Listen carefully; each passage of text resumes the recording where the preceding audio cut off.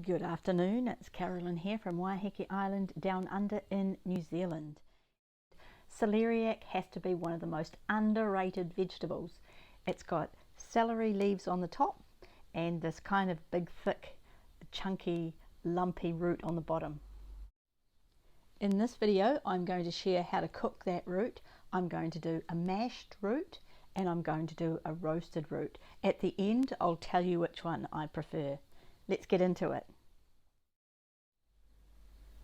The first thing that you need to do, whether you're roasting it or mashing it, is to prepare that vegetable for cooking. So we need to wash it and we need to peel it.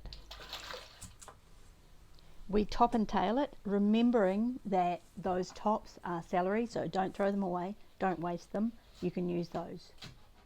Then we need to cut it and then we need to peel off that skin. It is quite thick, and so you'll have to peel off quite a bit of that until you get to a nice, almost potato looking result. Most of you will have realized that it sounds like she is cooking potatoes when I'm talking about mashing and roasting, and that's exactly how I am going to cook it, just like I was cooking potatoes.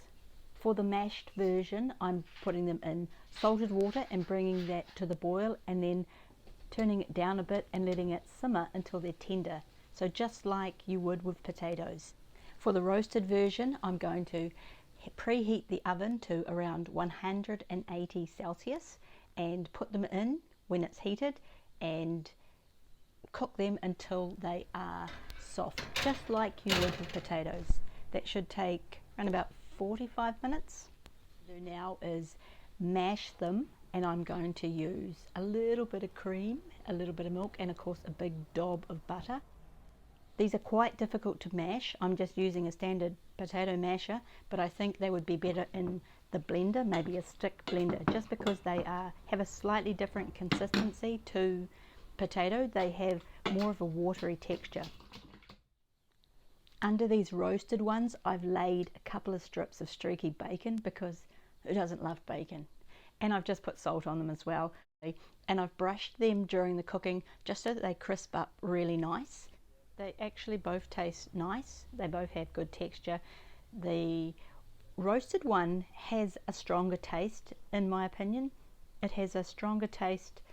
There's more of the celery taste in it, where the mashed one has more of a delicate flavour.